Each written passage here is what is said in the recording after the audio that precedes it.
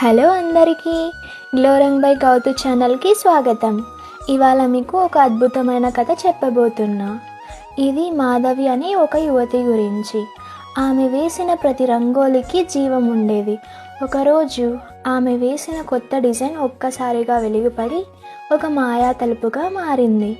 మాధవి ఆ తలుపు దాటగానే పచ్చని ఆకులతో నిండిన లోకం కనపడింది.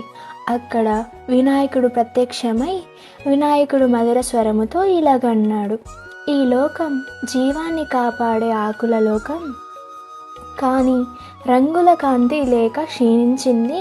నీ మాయా బ్రష్తో మళ్ళీ లోకాన్ని ప్రకాశం చేయగలవా అని. మాధవి ఒక గీత గీయగానే ఆకులు మెరిసి వెలుగు వెదజల్లాయి. వినాయకుడు నవ్వుతూ ఆశీర్వదించాడు. ముందుకు సాగు, ఇంకా 2 లోకాలు నీకోసం ఎదురు చూస్తున్నాయి అని.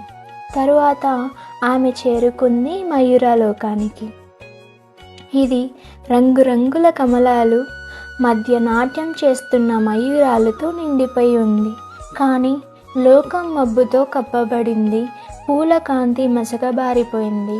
మాధవి తన బ్రష్తో ఊపగానే కమలలు వెలుగు వెదజల్లి మయూరాలు రెక్కలు విప్పి ఆకాశంలో నాట్యం చేయసాగాయి. వాటి గీతం లోకాన్ని ఆనందంతో నింపసాగింది.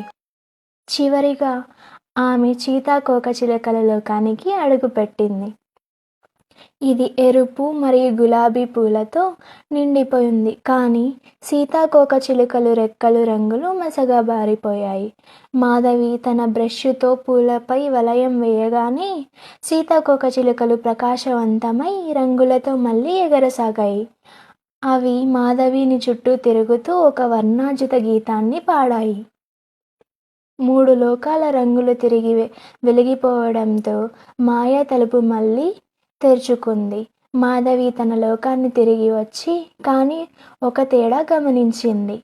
ఇప్పటి నుంచి ఆమె వేసిన ప్రతి రంగోలి జీవంతో నిండిపోయి ఉంది. వెలుగు వెదజల్లుతుంది.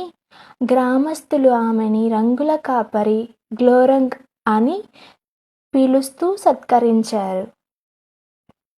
ఈ మాయా ప్రయాణం మీకు నచ్చినట్టయితే లైక్, షేర్, సబ్స్క్రైబ్ చేయడం